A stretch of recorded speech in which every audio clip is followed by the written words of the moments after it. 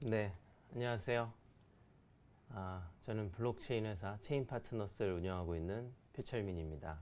여러분 이렇게 비대면으로 만나 뵙게 돼서 반갑습니다. 오늘은 좀 독특하게 저로서는 처음으로 이제 이런 장표 없이 그냥 이렇게 대화를 나누면서 인사를 드리게 되었는데요.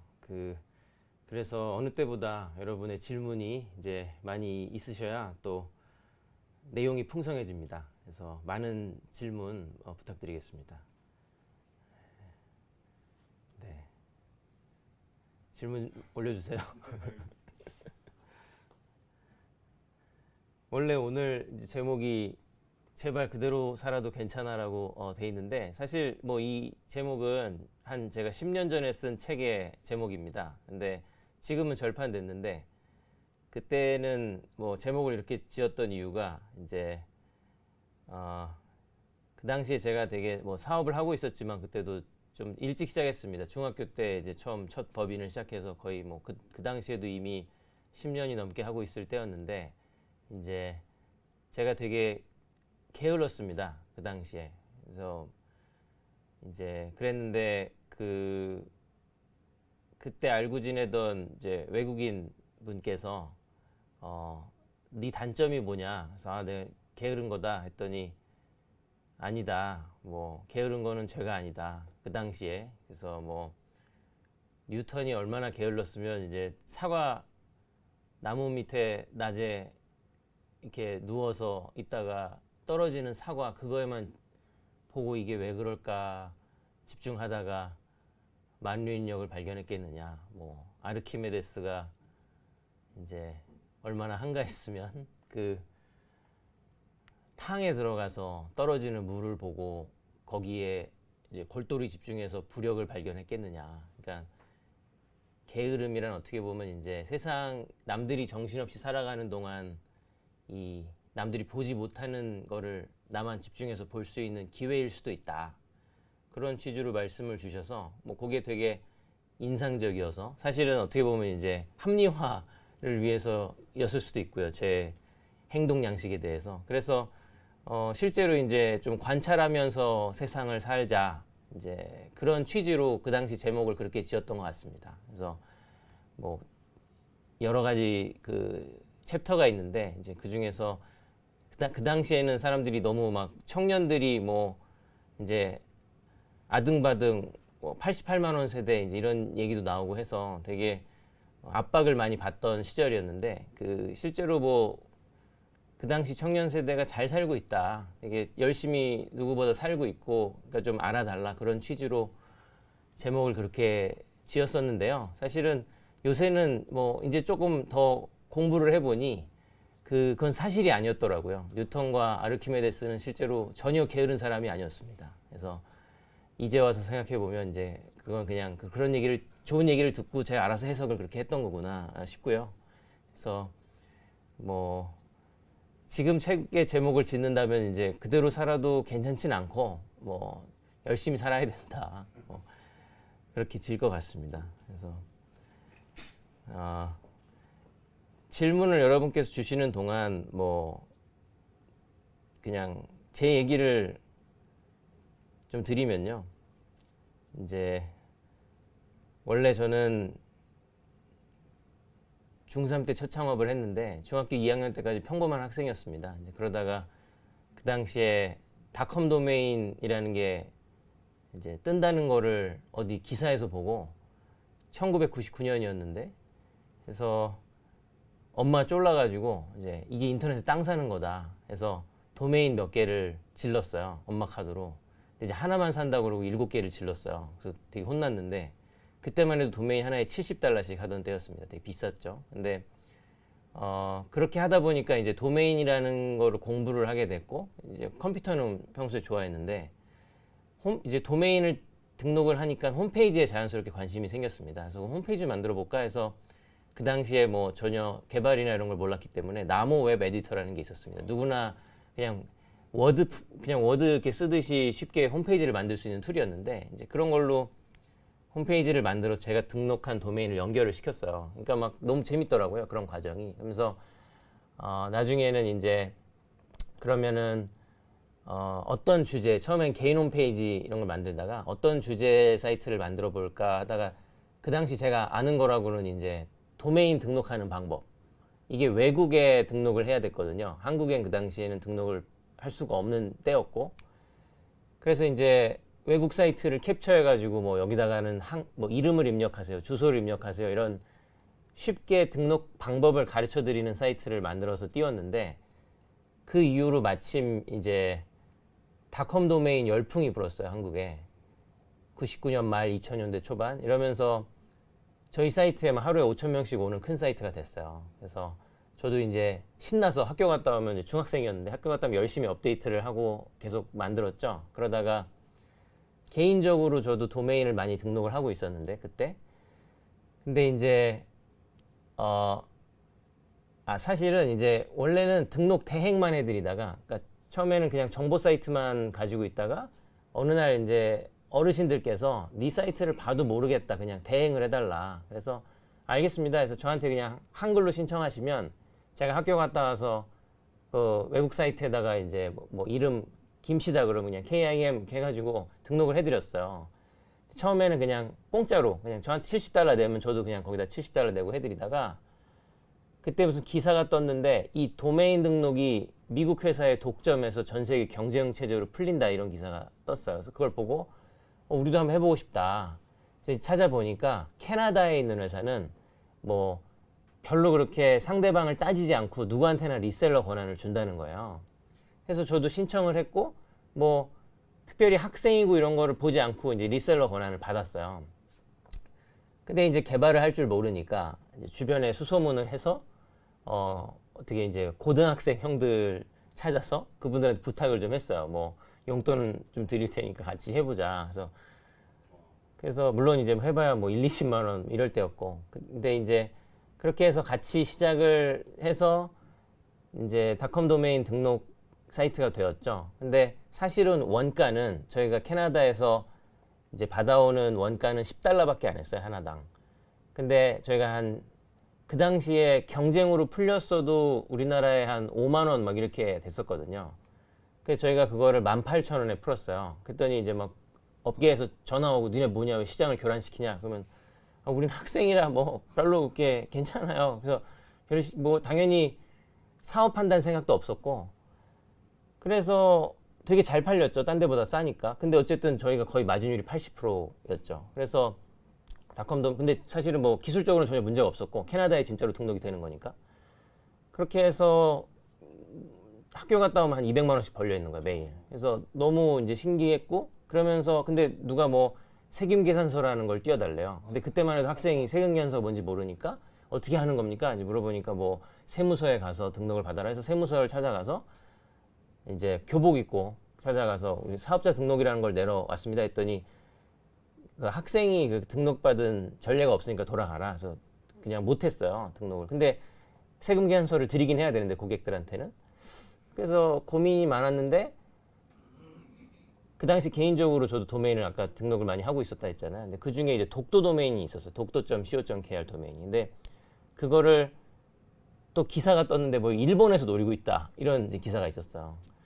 그러니까 이제 이거를 독도 그 당시에 뭐 독도 수호대 이런 시민단체들에서 이제 그거를 따고 싶었는데 미국 이제 일본에서 가지려고 하니까 어떻게 우연히 그게 제 손에 들어왔어요. 그 도메인이. 저도 이제 열심히 광크를 했거든요. 이제 모두가 어쨌든 약간 그 당시 도메인 하는 사람들 사이에서 애국심으로 이거 우리가 지켜야 된다. 그래서 광크를 하다가 우연히 이제 제가 갖게 됐고 근데 이제 그거를 뭐 얼마에 파시겠습니까? 이렇게 연락이 왔어요. 그 시민단체에서. 그래서 어차피 뭐 전 필요도 없으니까 그냥 갖다 쓰세요. 그러고 드렸는데 갑자기 또 그 다음날 뭐 언론에서 이제 연락이 오셔가지고 독도 도메인을 기증하기로 했다는 게 사실이십니까? 그래서 기증인지 뭔지 모르겠는데 일단 그냥 쓰시라고 했다.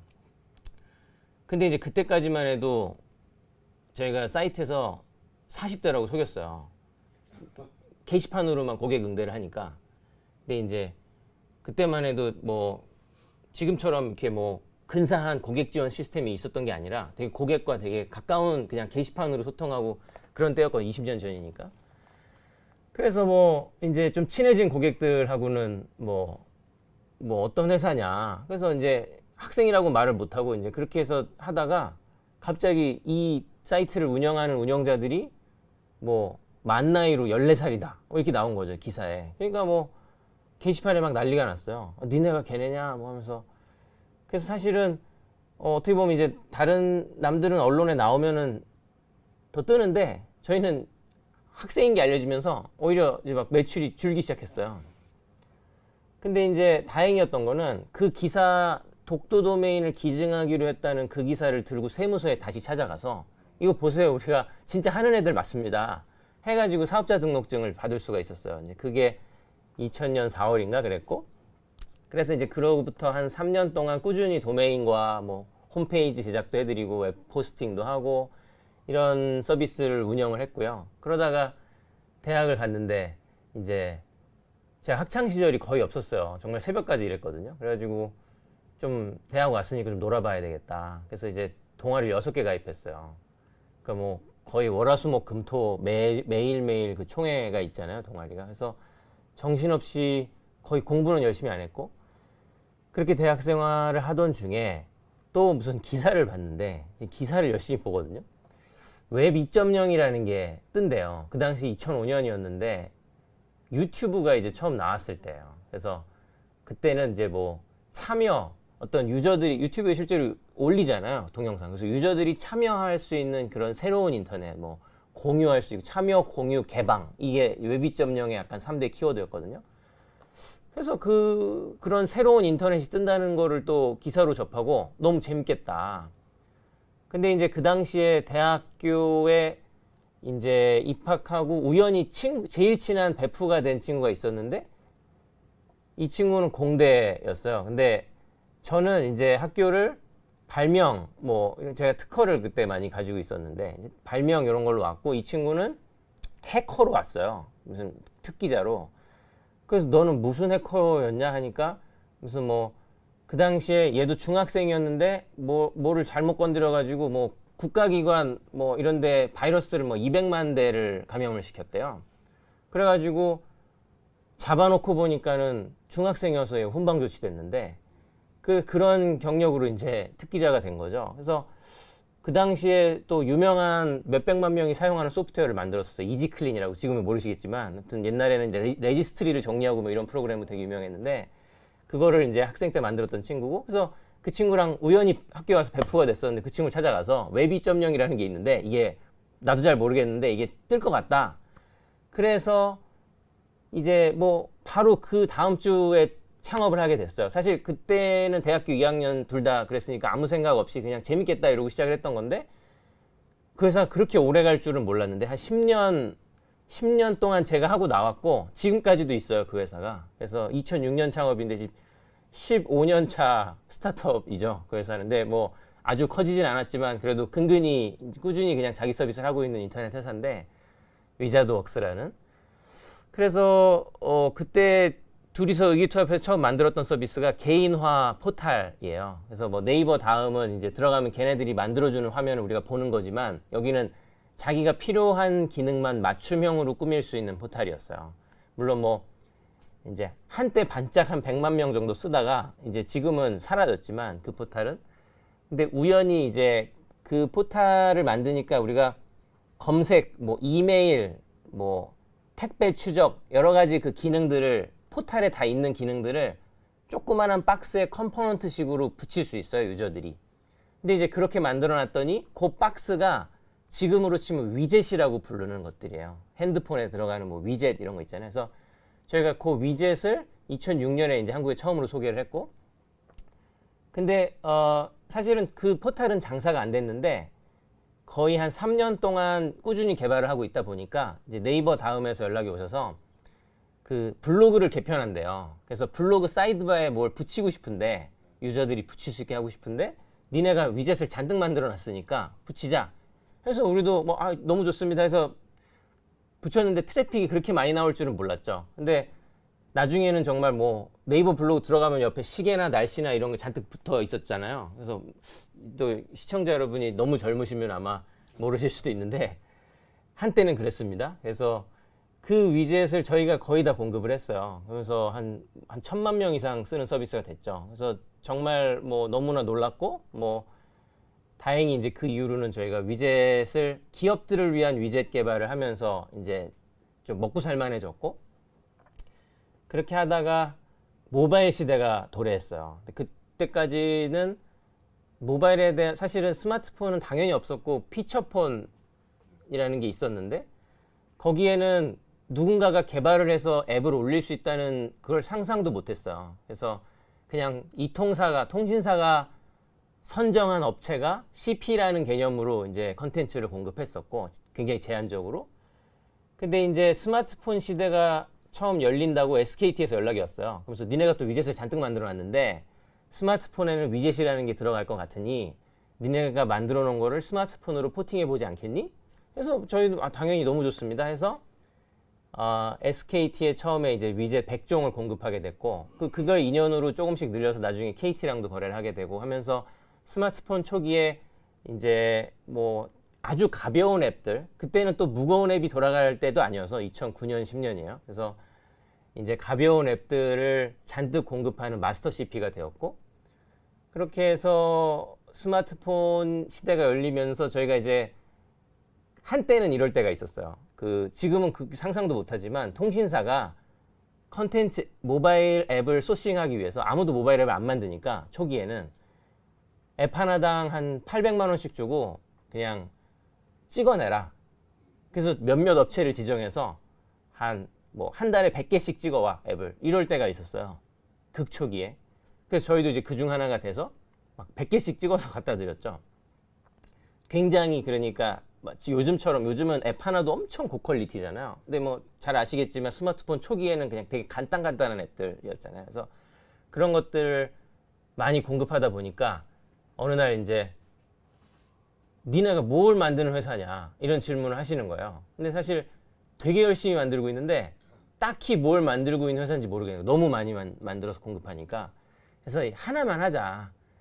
그래서 고민하다 보니까 그 당시에 2012년이 됐는데 클라우드라는 게 뜰 것 같은 거예요. 그게 사실 또 그것도 너무 좀 빨랐는데 클라우드 사람들이 앞으로 사용하는 디바이스가 많아지면 뭐 여기서 쓰다가 저기로 가면은 데이터 없고 여기에만 있고 이게 너무 불편하다. 그래서 앞으로 이제 데이터는 클라우드에 있고 어떤 디바이스를 쓰든지 따라다니는 시대가 올 거다. 해서 솜클라우드라는 이제 클라우드를 개발하고 거기서 사용하는 노트 앱을 만들었어요. 이게 이제 하나에 집중하기 시작한 첫 앱인데 그냥 뭐 요즘은 당연히 있는 기능들 네이버 메모 이런 걸 써도 당연히 클라우드가 되는데 이제 한 곳에서 메모를 쓰면 그게 뭐 핸드폰을 여러 대 쓰시는 분이나 뭐 PC를 쓰시는 분이나 다 싱크가 되도록 해주는 메모 앱이었어요. 근데 그런 개념이 나름 그 당시에는 새로웠기 때문에 2012년에는 그래서 꽤 인기를 끌었고 한국에서 그 당시에 이제 메모 카테고리에서 1등을 하고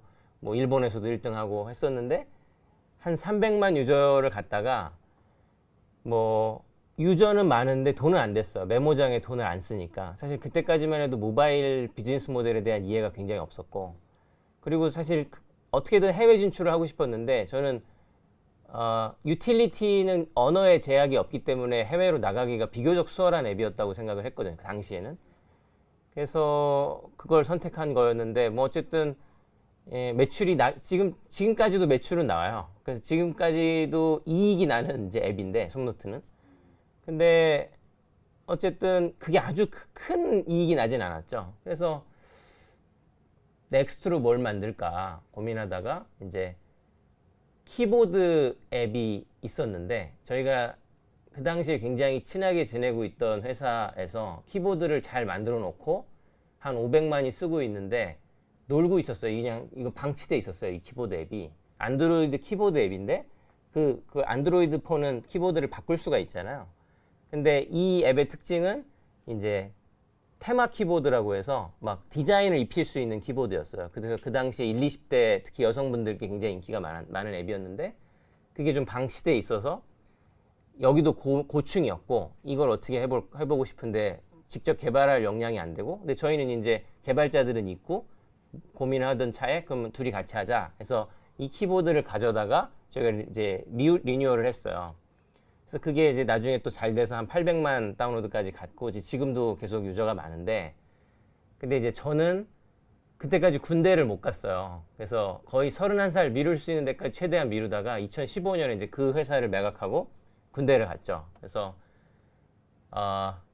그게 2015년이고 2년 동안 이제 의경으로 복무를 하고 나왔는데 비트코인을 사실 2013년부터 관심 있게 지켜보긴 했는데 제가 당시에 잠깐 IT 프로그램에 MC를 한 적이 있는데 그때도 이제 매일매일 소재를 찾아야 돼요.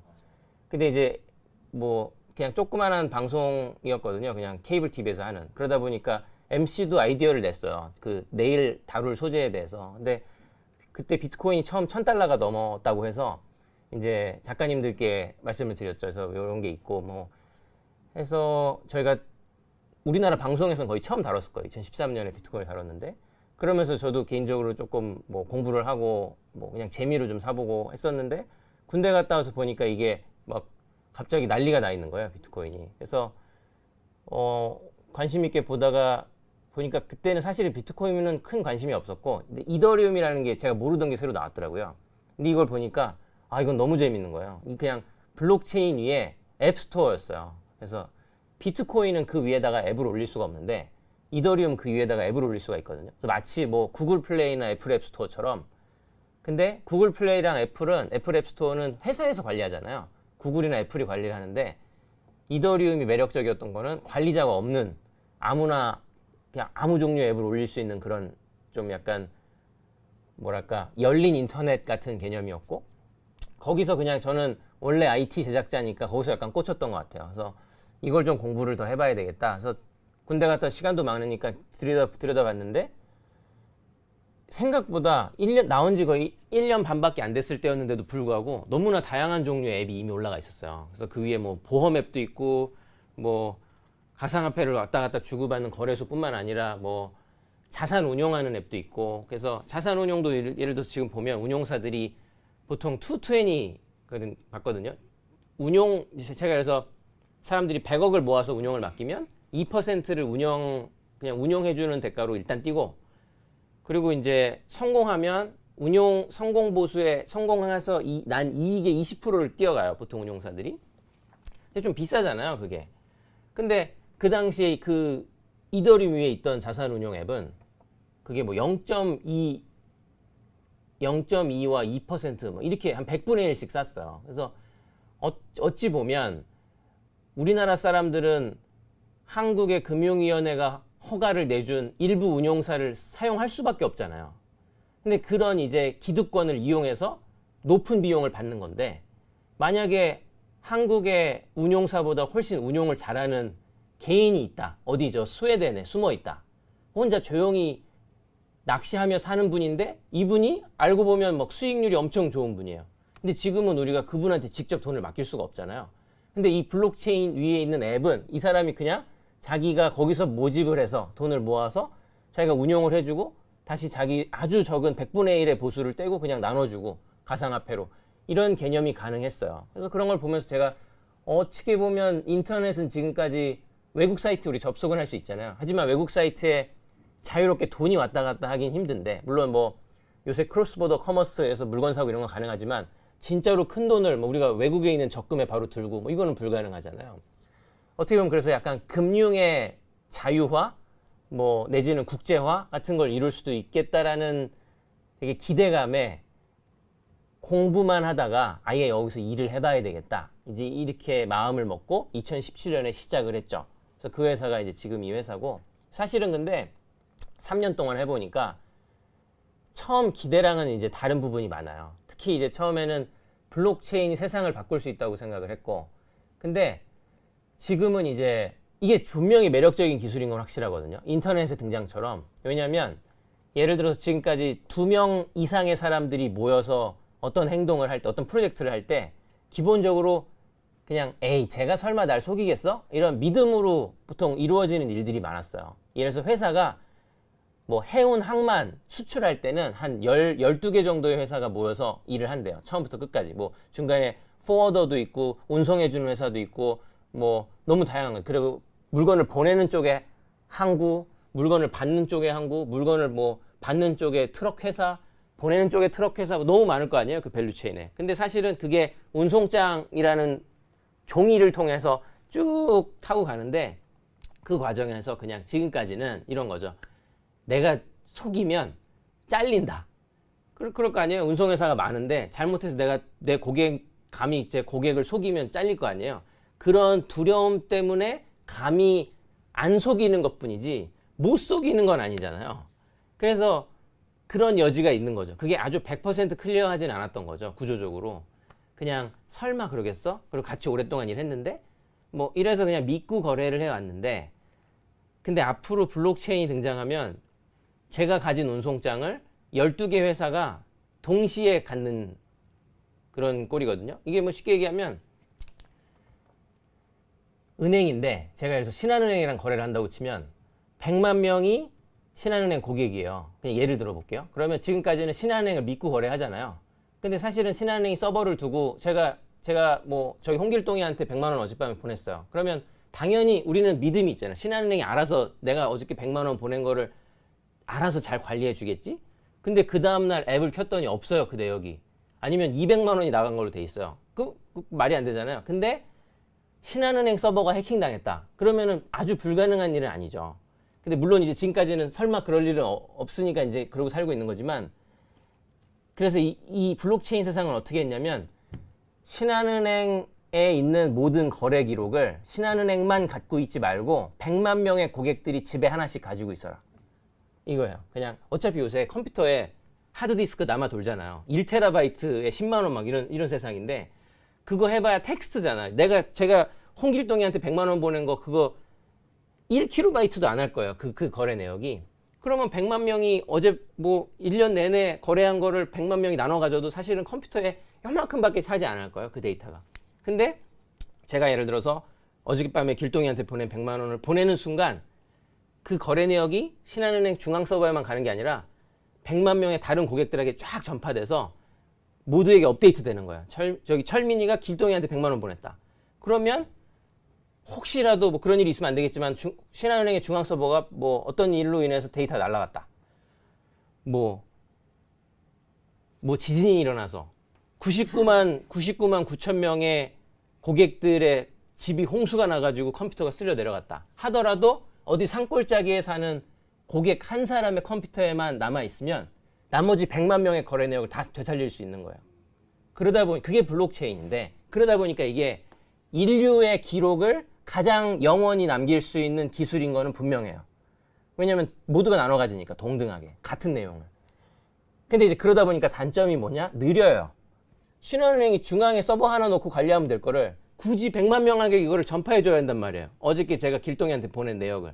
당연히 자기 혼자 하는 것보다 느려지겠죠. 100만 명이 할 때까지 기다려야 되니까 싱크가 될 때까지.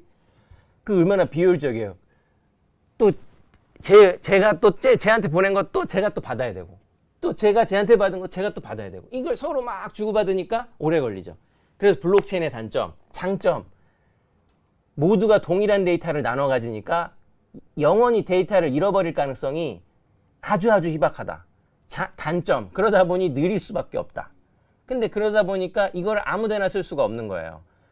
두 사람 이상이 거래를 하는데 서로 신뢰를 기반으로. 근데 상대방이 저한테 뻥을 칠 가능성이 있는 거래의 경우는 블록체인을 들어가면 무조건 안전해져요, 더. 하지만 그거는 감수해야죠. 그럼으로 인해 느려진다. 그러다 보니까 속도가 중요한 어떤 거래나 이런 데서 쓸 수가 없어요. 그러니까 이걸 아무데나 쓰면 안 되는데 요즘 블록체인이 약간 유행처럼 돼서 뭐 영업하시는 분들이 그냥 잘 모르니까 그냥 이거 블록체인 들어간 거예요. 그럼 무조건 좋습니다 하신단 말이에요. 그럼 또 그냥 그런가 보다 하고 요새 지역 카페 이런 것도 그냥 블록체인 기반 지역 카페 뭐 인증 이런 것도 블록체인 기반 인증 이러면 그냥 사람들이 이게 좋은 건가 보다. 근데 사실은 그런 장단점이 있다. 그리고 이제 속도를 희생하지 않으려고 요새 하이브리드라고 나와요. 중간 정도. 그러니까 100만 명이 다 나눠 가지면 힘드니까 그럼 이렇게 하기로 한 거예요. 신한은행 고객들 100만 명이 모여서 대표자를 뽑자. 대표자 100명만 뽑자. 그래서 100명만 나눠 갖고 있으면 제 혼자 갖고 있는 것보다는 안전하고 100만 명 우리가 다 나눠 갖는 거는 불편하니 동네마다 대표자를 한 명 뽑아서 얘 컴퓨터에만 갖고 있자. 요게 요즘 이제 유행하는 하이브리드 블록체인이에요. 어떤 그런 뭐 나눠 가짐으로 얻게 되는 보안성과 그럼으로 희생하는 속도 사이에서 타협을 한 건데, 사실은 요거의 또 단점은, 그럼 100명이 누군지를 알면 일부러 100명 가가지고 집에 뭐 문제를 일으켜가지고 너무 이게 훼손시키기가 쉬운 거예요. 어떻게 보면 신한은행이 중앙에서 산골짜기에서 서버 잘 가지고 있는 게 낫지, 100명의 개인들이 어설프게 집에 그냥 컴퓨터 놓고 돌리고 있으면 잘못하면 이게 더 위험해지는 거죠. 그래서 이제 그게 지금 블록체인 이 산업이 가지고 있는, 이 기술이 가지고 있는 기회이자 어떤 한계인데, 분명한 건 이게 이 비트코인의 등장, 비트코인 익명의 사토시 나카모토라는 익명의 개인 또는 그룹이 논문 하나를 던지고 사라졌어요. 2009년에. 너무 재밌잖아요. 일단 등장부터가 재밌는데, 그 논문에서 그 논문에 심지어 블록체인이라는 용어가 등장하지 않습니다. 근데 개념을 처음 설명했어요. 거기다가 이렇게 여러 명이 나눠서 지금까지 돈은 나라에서 찍어내는데, 나라에서 얼마를 찍어내는지 국민들이 잘 모르니까 사실은 중앙은행만 믿고 있기는 일반 개인, 세금을 내는 납세자 입장에서 위험하다. 그런 취지로 거기 적혀있어, 논문에. 그래서 우리는 사람들이 누구나 발행량을 알 수 있는 돈을, 새로운 형태의 디지털 돈을 만들 거다. 그럼 어떻게 하냐? 아까 그 신한은행 한 것처럼 다 나눠 갖는 거다. 이 비트코인의 모든 거래 내역, 모든 발행 내역을 비트코인 네트워크에 참여하고 싶은 모든 사람이 그대로 자기 PC에 하나씩 나눠 갖자. 그거를 처음 고안한 거예요. 그러고 나서 이걸 어떻게 부를 거냐? 10분마다 거래 내역이 뿅, 지난 10분간의 거래 내역, 제가 길동이한테 보낸 내역, 이것들이 10분간의 모든 신한은행 거래 내역이 싹 모여서 블록으로 만들어져서 100만 명에게 전파되거든요. 근데 그러면 그 다음에 또 10분 있다가 다음 거래 내역을 싹 모아서 앞에 블록에 붙어요. 그 다음 또 붙어요. 이러다 보니까 블록이 사슬처럼 이어져 있네. 그래서 사람들이 훗날 블록체인이라고 부르자라고 한 거예요. 비트코인을 처음 만든, 오히려 이 개념을 처음 만든 사토시 나카모토가 블록체인을 부른 적이 없는데, 제가 뭐 희한한 걸 들고 왔는데 이걸 뭐라고 불러야 될까? 블록체인이라고 하자 해서 이 블록체인이 된 거예요. 지금은 그게 너무나 보편적으로 용어가 됐고, 그래서 사실은 블록체인을 대표하는 주자가 비트코인인데, 이제 어떻게 보면 정확하게 비트코인에는 분산 원장, 디스트리뷰티드 레저라고 돼 있어요. 그 사실은 레저, 은행에서 원장이라고 실제로 부르거든요. 은행의 모든 거래 내역을 중앙에서 모으는 걸 원장이라고 부르는데, 분산 원장이에요. 그걸 100만 명이 나눠 가졌다 해서 분산 원장인데, 분산 원장을 구현하는 방식은 너무나 다양해요. 내가 10분에 한 번씩 나눠 가질 수도 있고, 아니면 1분에 한 번씩 나눠 가질 수도 있고, 우리 나눠 가는 거 리얼타임으로 하자. 그래서 길동이 거래가 발생하는 즉시 모두에게 전파할 수도 있고, 그러면 블록 방식이 아니라 그냥 뿅뿅뿅 나가는 거잖아요. 그래서 블록체인은 분산 원장을 구현하는 다양한 방식 중에 하나인데, 비트코인이 이 방식을 채택했기 때문에 이게 마치 표준처럼 불리는 거예요. 블록체인. 사실은 블록체인은 우리가 오븐도 다양한 종류가 있잖아요. 그냥 전기 오븐이 있고, 광파 오븐이 있고, 그런 겁니다. 분산 원장이 오븐이라면 블록체인은 그 오븐 중에 제일 많이 쓰이는 오븐이다. 오븐 종류다. 근데 이 분산 원장이 추구하고자 했던 목적은 그거다. 누군가를 못 믿겠으니, 중앙은행을 못 믿겠으니, 나라를 못 믿겠으니, 또는 어떤 은행이 우리 모든 데이터를 갖고 있는 게 불안하니 나눠 갖자. 그게 이제 블록체인 분산 원장의 목적이었고요.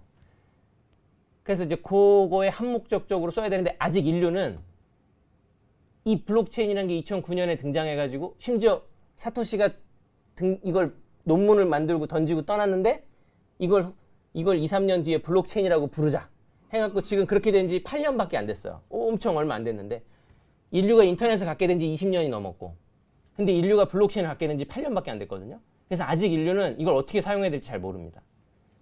모두가 나눠 가져서 보안이 향상되는 거에 대한 이론을 이제 이해하는데, 그럼 정확하게 이걸 어디다 써야 되지?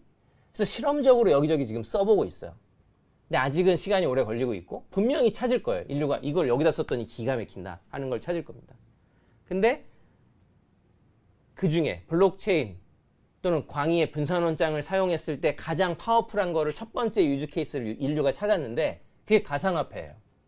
제가 길동이한테 돈을 보내려면 예전에는 물론 가상화폐 얘기하는 순간 뭐 투기 뭐 안 좋은 얘기가 많잖아요. 근데 뭐 그거 당연히 있는 거고, 그러니까 그거는 부정적이면은 뭐 어쩔 수가 없는 거고, 그런 나쁜 사람 언제나 뭐 불 얘기하면 불을 고기 구워 먹을 수도 있는 거고 남의 집에 불 지르는 사람도 있는 거잖아요.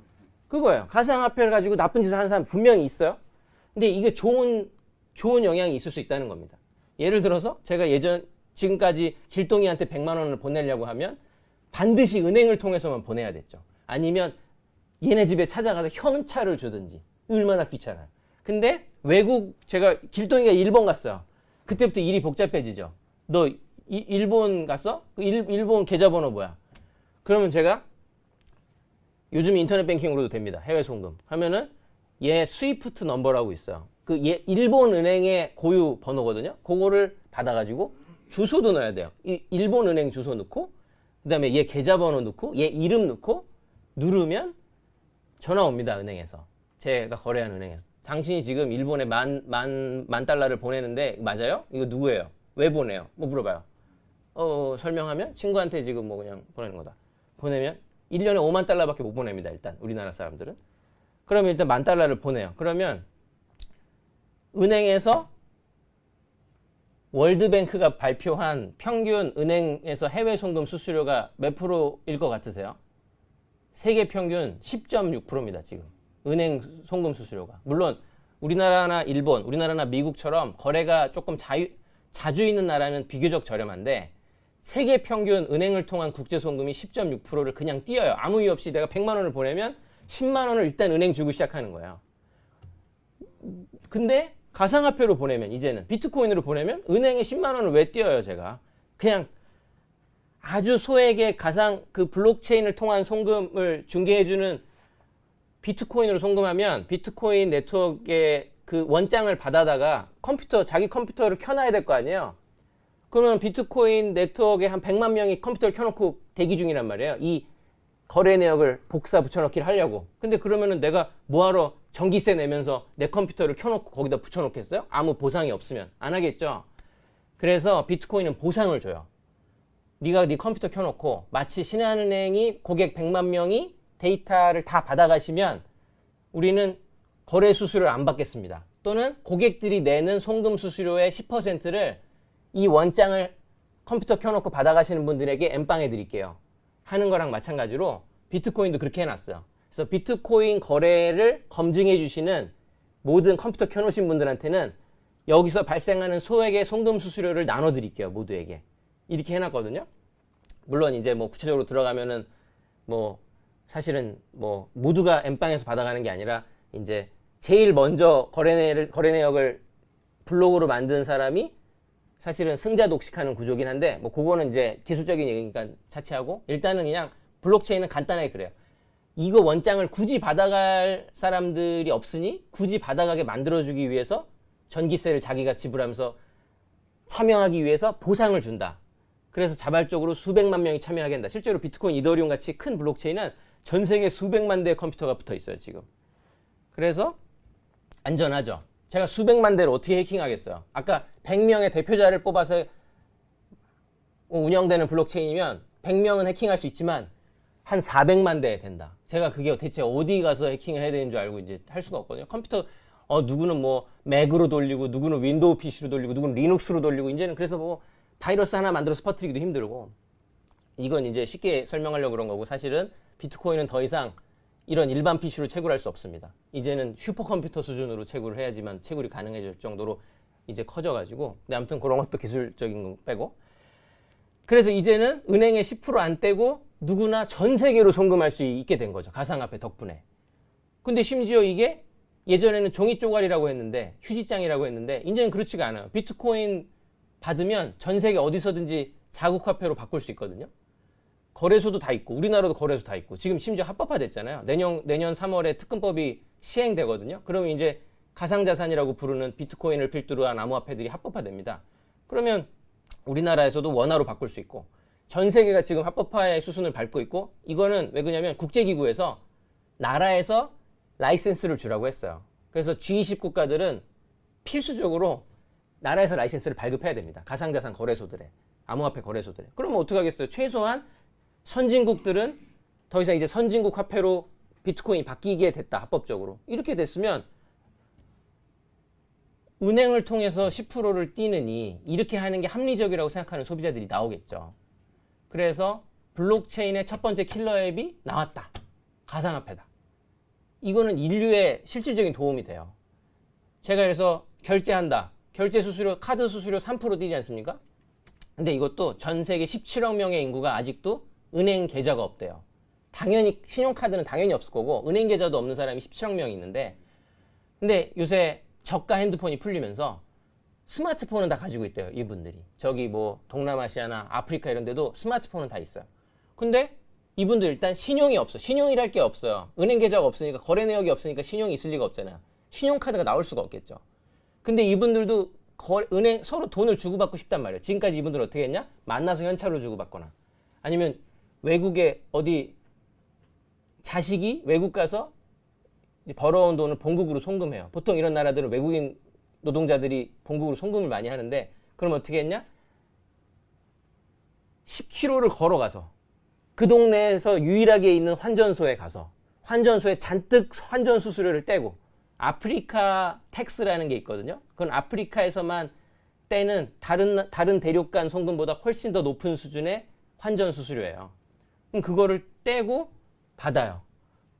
애써 저기 외국에서 고생한 우리 가족이 그 자기 돈 아껴가면서 저한테 보냈는데 돈을 30%를 아무 이유 없이 중간에 환전소가 뛰어가요. 지금 그렇게 돼 있어요, 이 전 세계가. 근데 만약에 그러면 걔가 한국에서 일하는 노동자다, 외국인 노동자다. 그 사람이 암호화폐 거래소에서 비트코인을 사서 제 핸드폰으로 보낼 수 있잖아요. 저 $100짜리 저가 스마트폰에도 누구나 비트코인 지갑을 쉽게 다운받을 수 있거든요, 구글 플레이에서.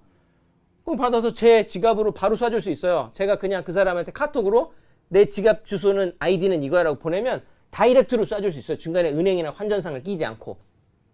그러면은 그 현지에 있는 비트코인 거래소나 아니면 현지에 있는 비트코인을 환전해 줄 수 있는 사람이 만약에 공식 은행을 통한 환전상보다 훨씬 싸게 환전해 줄 수 있다면 이거는 인류에 기여하는 거예요. 아무 이유 없이 30%를 뛰어가던 은행이나 환전상, 지금까지 국가나 어떤 뭐 또는 대기업이나 이런 데에 기득권의 비호를 받고 그 대륙을 지배하던, 그 나라를 지배하던, 특히 후진국일수록 그런 사람들, 그런 대기업들의 그런 카르텔이 커서 그렇게 해서 서민들의 돈을 착취하던 금융을 혁신할 수 있는 거죠. 결제, 송금, 국제, 특히 크로스보더 영역에서 가상화폐가 인류에 기여할 수 있는 길이 너무나 큽니다. 그래서 이거를 투기하는 사람들 때문에 가상화폐가 아주 흙이 되었지만 사실은 67빌리언이 맥킨지 조사에 따르면 67빌리언 달러가 그런 식으로 수수료로 중간에서 뜯긴대요. 이 그냥 단지 국제로 해외로 넘어가는 그 과정에서 그런 금융사들이 가져간대요. 그래서 그런 것들을 해소하는 데 기여할 수 있다. 물론 나라에서 이제 뭐 금액이 커지고 이러면 자금 세탁이나 이런 우려가 있어서 어느 정도 통제를 하겠지만, 분명한 건 그래서 가상화폐가 반드시 좋다 이건 아닙니다. 왜냐면 뭐 그러면 범죄자들이 막 해외로 뭐 몇천만 불씩 송금하고 할 수 있겠죠. 나쁜 짓 해가지고. 그래서 이런 거는 분명히 막아야 되고, 지금 그래서 나라에서 법제화하라고 국제기구에서 얘기하는 게 그걸 이제 통제하겠다는 거거든요. 은행처럼 그 자금 세탁이나 이런 걸. 그래서 그런 것들이 들어오면 지금보단 안전해질 겁니다.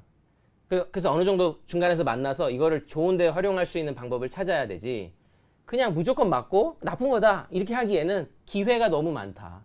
근데 이걸 어떻게 보면 자기 기득권이 무너질 수 있는 금융산업이 일부러 착취하거나 이걸 탄압하는 면도 있어요. 이거의 어떤 긍정적인 순기능을 일부러 더 이걸로 인해서 그냥 이거는 다 나쁜 거다라고 프레임을 씌울 수도 있는 거죠. 근데 사실은 분명히 있습니다. 고작 8, 9년 전에 인류에게 불처럼 등장한 블록체인 기술이고, 이걸 사용해서 첫 번째 나온 킬러 앱이 마치 스마트폰으로 치면 카카오톡이에요. 비트코인이. 그럼 이걸 인류가 잘 활용할 방법을 찾아야 됩니다. 카톡? 그거 음란물이 왔다 갔다 하던데? 그거 애들이 이상한데 막 욕하고 쓰레기 같은 거 막 대화하던데? 그거 나쁜 거야! 지금 이러고 있는데 그렇지 않잖아요. 커뮤니케이션 툴인데 가상화폐도 인류가 처음으로 직접 돈을 주고받을 수 있는 지금 그 기회를 열었다. 은행을 통하지 않고. 그래서 긍정적인 면이 있습니다. 여기까지가 제가 얘기를 하다 보니까 또 질문을 안 받고 너무 길어졌는데, 네, 질문이 좀 있으십니까? 네, 질문을 이제부터는 댓글 남겨주신 분들의 질문을 이제 대답을 드리겠습니다. 구승기님께서 중3이란 이른 나이에 사업을 시작하셨는데 무슨 마음으로 하셨나요? 무섭다는 마음은 없었나요? 질문 주셨는데요. 솔직히 그때는, 지금은 너무 무서워요, 사업을 하는 게. 제가 만약에 다시 창업한다면 진짜 너무너무 주의해서 할 거거든요.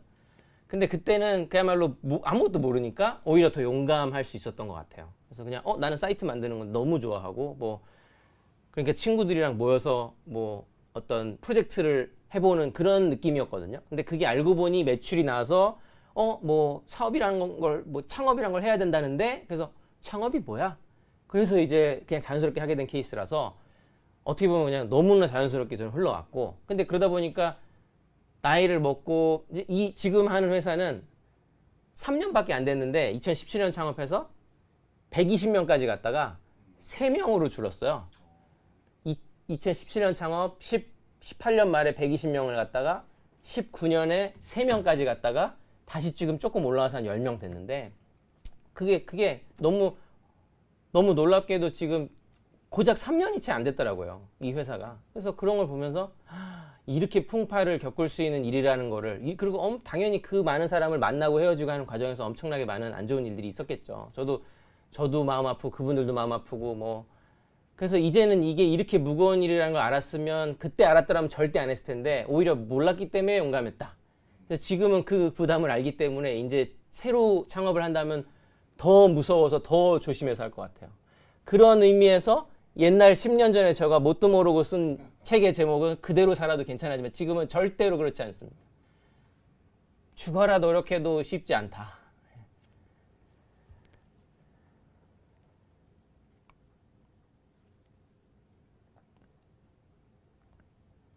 이른 나이에 생소한 분야에 뛰어드시면서 어려운 점은 없으셨나요? 저는 이제 이 부분에 대해서는 그렇게 말씀드리고 싶은데, 이거는 자기 성향에 따라가야 돼요. 예전에 2010년에, 물론 이제 저는 이런 결과론적인 얘기하는 걸 되게 싫어하는데, 그냥 이 사례에 대한 설명을 드리기 위해서 2010년도 초반에 스마트폰을 저희가 일찍 했으니까 SKT, KT에서 매주 아이디어를 내게 했어요. 너 만들고 싶은 걸 계속 아이디어를 달라.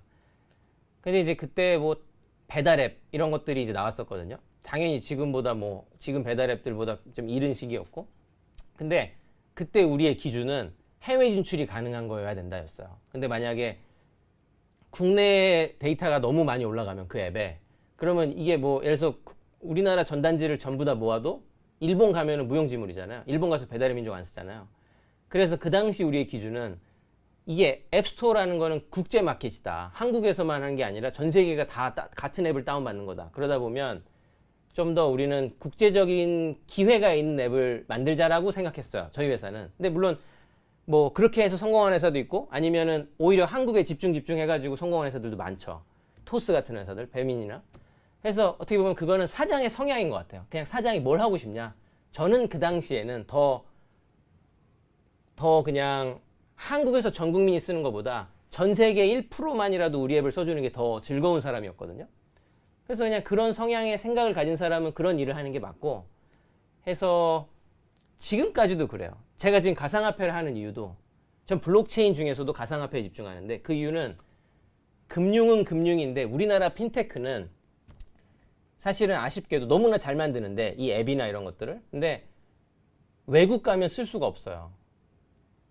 그 나라의 라이센스를 받아서 그 나라의 원화를 주고받는 앱들이기 때문에, 또는 한국의 보험 앱이고 한국의 송금 앱이고 한국의 결제 앱이잖아요. 그래서 과거보다는 금융을 편리하게 만든 게 핀테크 앱인 건 맞지만, 이 앱은 우리가 구글 맵스는 전 세계 어딜 가서 켜도 쓸 수 있잖아요.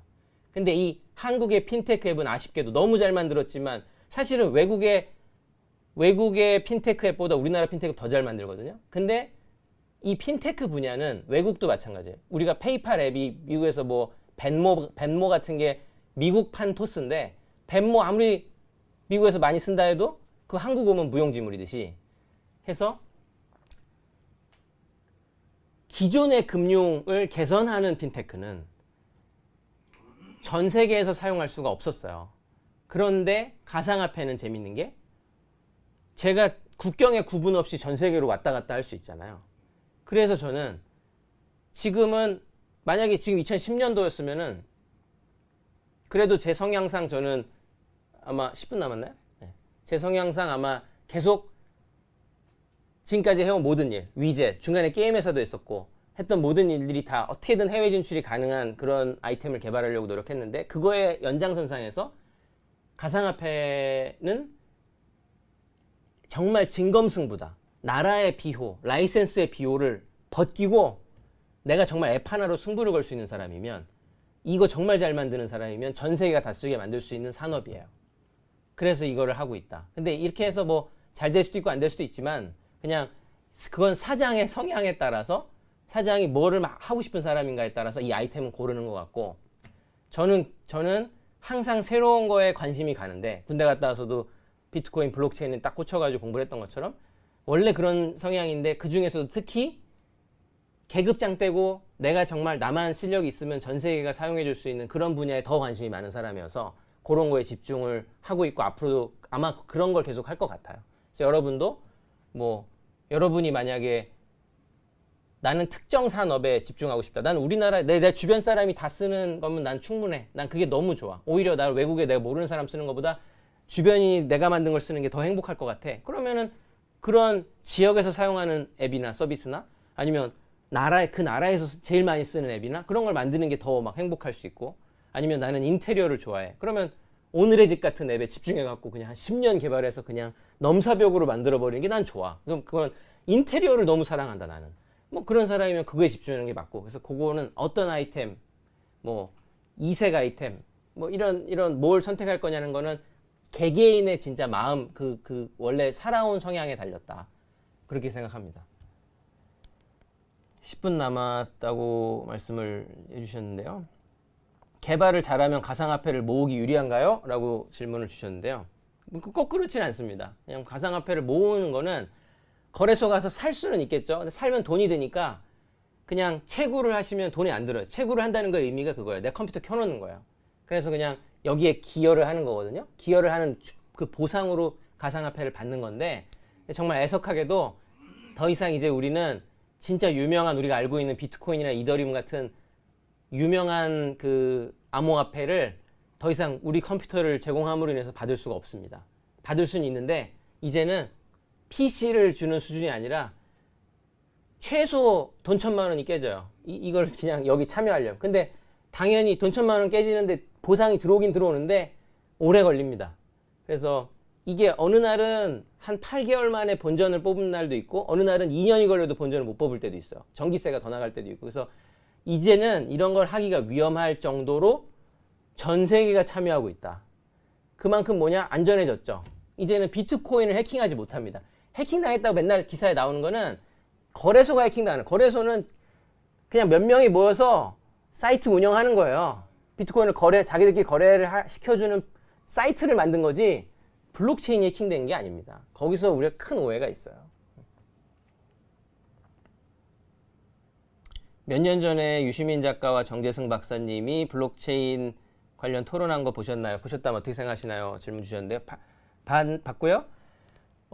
사실은 저는 그때까지만 해도 이 3년 전이잖아요, 벌써. 그때까지도 아직 우리가 잘 몰랐다. 우리 모두가 저도 심지어 그랬고 우리 모두가 막 광풍에 휩쓸렸었잖아요.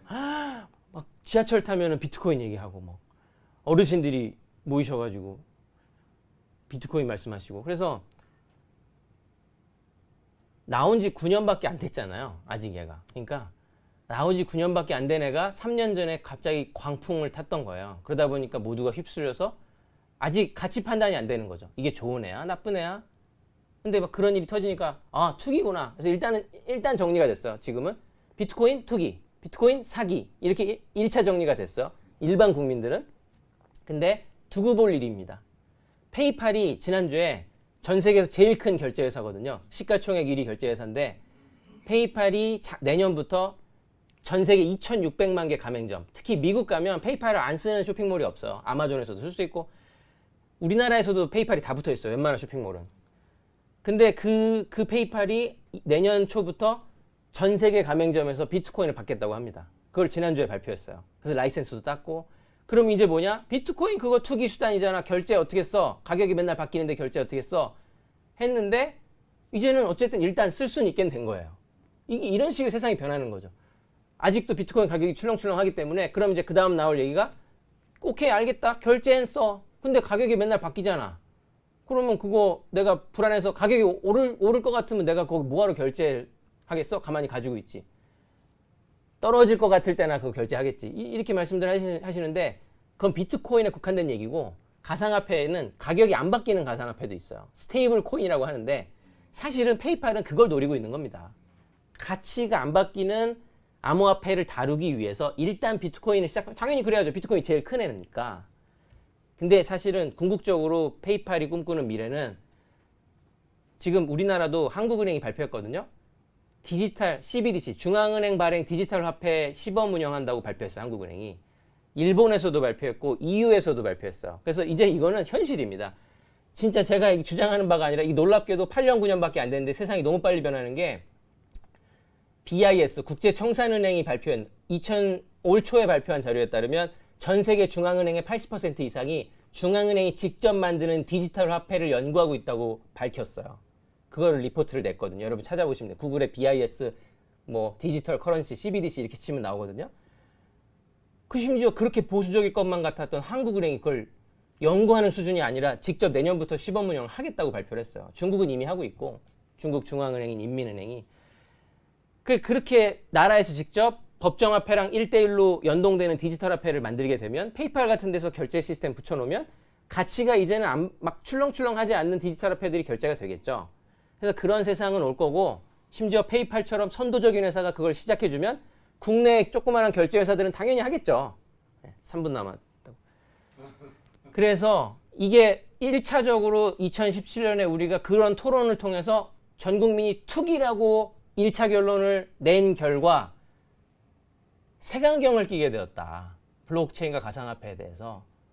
근데 물론 색안경은 자연스럽게 벗겨질 거예요. 한 10년 지나면 페이팔 아니라 뭐 우리나라 이니시스나 카카오페이나 이런 데서도 비트코인 결제, 뭐 암호화폐 결제 붙이기 시작하면 사람들이 조금씩 인식은 변하겠지만 도이체뱅크가 올 초에 발표한 자료에 따르면 2030년도가 되면 지금 가상화폐 인구가 인터넷 성장 속도랑 아주 비슷하게 성장하고 있대요. 그걸 도이체뱅크가 냈어요. 이 자료는. 그렇게 전 세계 10대 은행이죠. 거기서 낸 건데 우리가 20년 전에 인터넷이 이렇게 전 국민이 스마트폰, 핸드폰에 들고 다닐지 몰랐잖아요. 인터넷을. 너무나 자연스럽게 쓸지 몰랐잖아요. 그것처럼 그 극초기처럼 성장하고 있다. 지금 가상화폐가. 그러면서 2030년대가 되면 지금 당연하게 쓰고 있는 플라스틱 카드가 사라지고 모두가 디지털 화폐를 쓸 거다. 너무나 당연하게. 라고 전망했어요. 도이체뱅크가. 제 얘기가 아닙니다. 그래서 이 색안경을 우리나라 사람들이 조금이라도 먼저 벗는 사람들이 이 산업의 기회에 뛰어들 수 있고 그리고 있잖아요. 어차피 할 게 없습니다. 더 이상 별로 새로운 사업 아이템이 없어요. 이제는 있잖아요. 10년 전에는 배달의 민족이나 카카오톡을 만들 기회가 있었어요. 근데 이제는요. 5년 전에는요.